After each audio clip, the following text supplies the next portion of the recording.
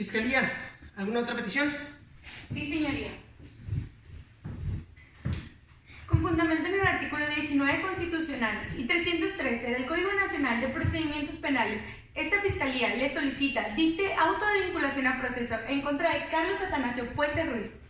por su probable participación en el hecho que la ley señala como delito de secuestro agravado cometido en perjuicio de Patricia Alexandra Venegas Cruz, mismo que se encuentra previsto en los artículos 9, fracción primera, inciso A, y 10, fracción primera, inciso A, B, C y F, ambos de la Ley General para prevenir y sancionar los delitos en materia de secuestro.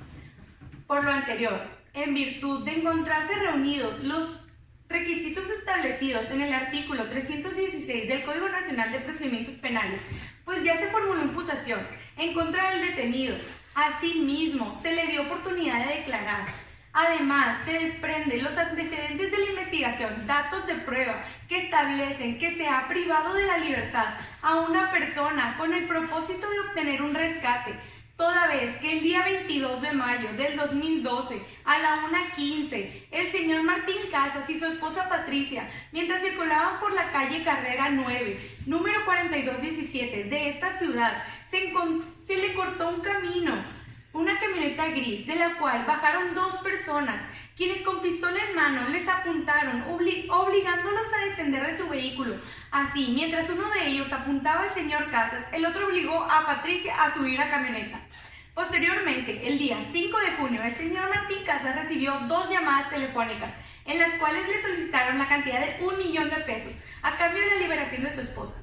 Por ello, en virtud de haberse intervenido las llamadas entrantes al teléfono del señor Casas, se logró determinar su origen en el domicilio ubicado en la calle 1, número 715, tras lo cual se ejecutó una orden de cateo a dicho domicilio el día 7 de junio siguiente, encontrado en él a Patricia Venegas. Tales hechos constituyen el delito de secuestro agravado, es decir, privación de la libertad con el propósito de obtener para sí un rescate cometido en un lugar desprotegido por dos o más personas con violencia en agravio de una mujer en estado de gravidez. Hechos que se advierten de la entrevista realizada al señor Martín Casas Contreras, quien manifestó que el día 22 de mayo una camioneta gris se le atravesó en su camino y de su interior bajaron dos hombres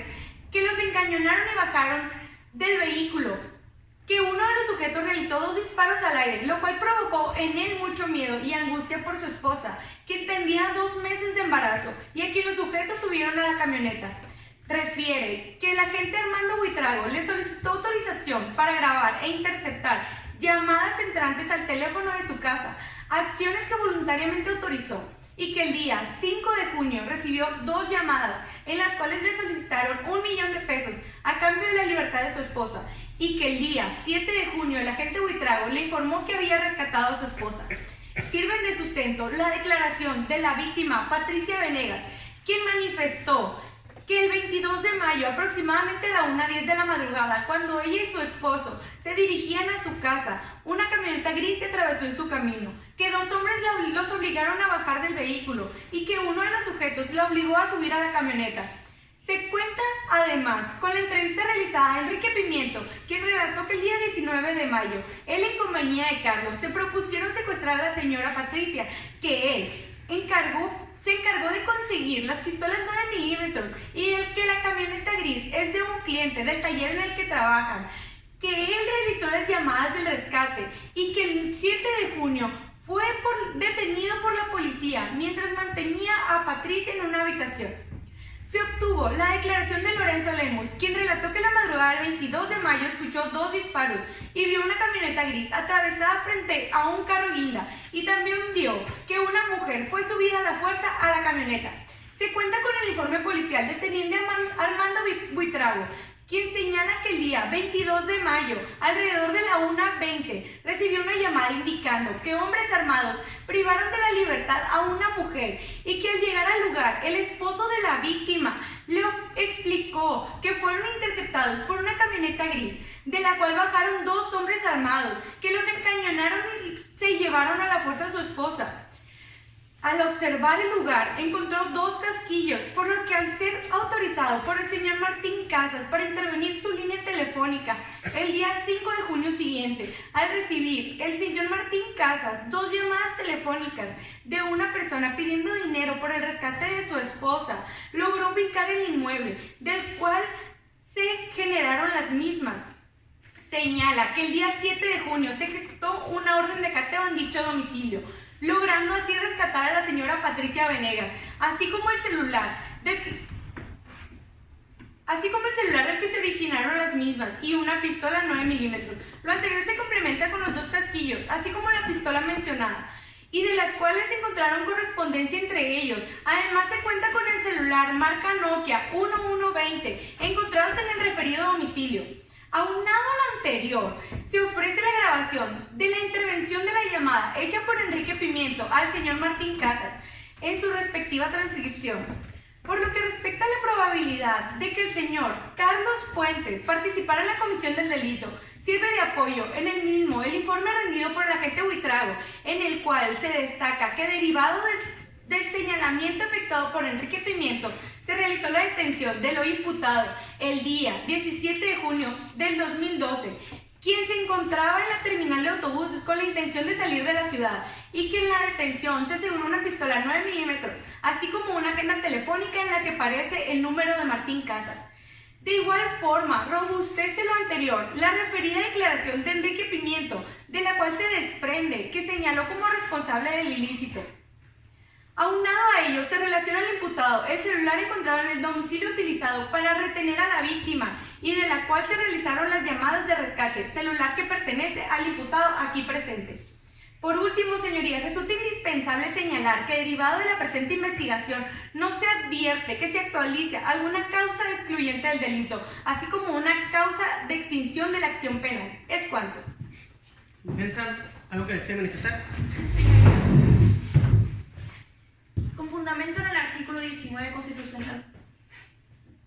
así como en el artículo 319 del Código Nacional de Procedimientos Penales, esta defensa solicita dicte auto de no vinculación a proceso a favor de Carlos Atanasio Puentes Ruiz. Dicha solicitud se realiza ya que no se cumplen los requisitos del artículo 316 del Código invocado, toda vez que la Fiscalía no ha acreditado la probable participación de mi defendido en el hecho que se le pretende atribuir. La Fiscalía carece de datos de prueba idóneos y pertinentes que sustenten su teoría del caso y permitan acreditar la probable participación de mi representado. Contrario a ello, en la carpeta de investigación existen diversos datos de prueba que hacen evidente la inocencia del señor Carlos Puentes. Lo anterior, ya que el 22 de mayo de 2012, a la 1:15 de la mañana, el señor Puentes se encontraba trabajando en el taller Automotor Limitada, hecho que le consta a su empleador, en virtud de haber presenciado su asistencia y de tener registrada la hora de entrada y salida, así como el control de permanencia que se emplea en dicho trabajo. La representación social pretende acreditar la probable participación del señor Puentes únicamente con el informe del agente Buitrago, aduciendo que en él se destaca que el señor Enrique Pimiento, quien por cierto aceptó ser la persona que llevó a cabo el secuestro, realizó el señalamiento de mi defendido al momento de la detención de Carlos, que este traía consigo una pistola y una agenda telefónica en la que aparece el número de Martín Casas. Señala además que derivado de un cateo en el domicilio en el que se localizó la víctima, se encontró un teléfono celular de la marca Nokia, el cual, tras verificarlo, se percataron que aparece a nombre de mi defendido. Respecto a esto, señorías, en primer lugar, es de señalarse que dichos datos de prueba deben excluirse del caudal probatorio, pues el teléfono y el celular encontrado en el domicilio allanado. Los elementos investigadores verificaron el dispositivo para dar con la información contenida en el mismo.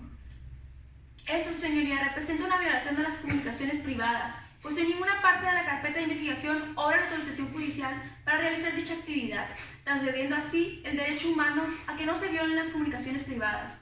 tales como se advierte de la tesis cateo, la extracción de información contenida en aparatos electrónicos vulnera el derecho a la inviolabilidad de las comunicaciones privadas.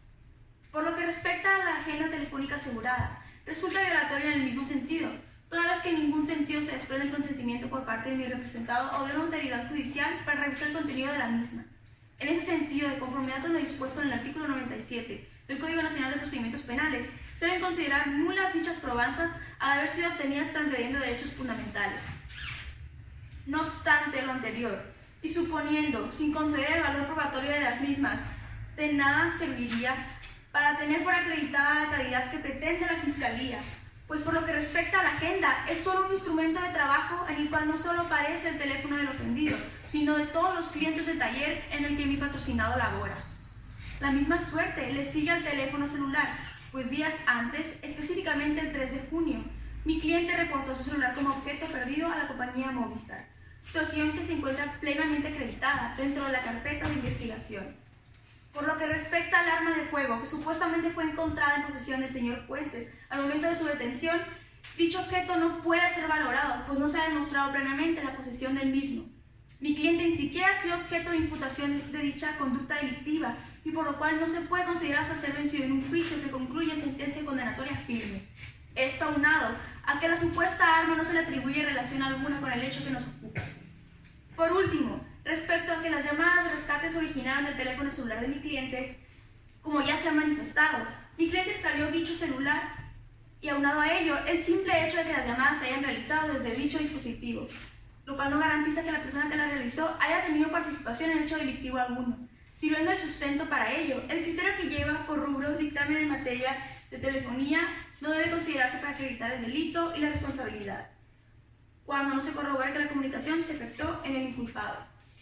Por todo lo anteriormente expuesto, señor juez, reitero mi petición de desestimar lo solicitado por la Fiscalía y en su lugar dicte auto de no vinculación al proceso a favor de mi defendido, en virtud de no haberse acreditado su probable participación en el hecho delictivo que nos ocupa. Es cuanto, señoría.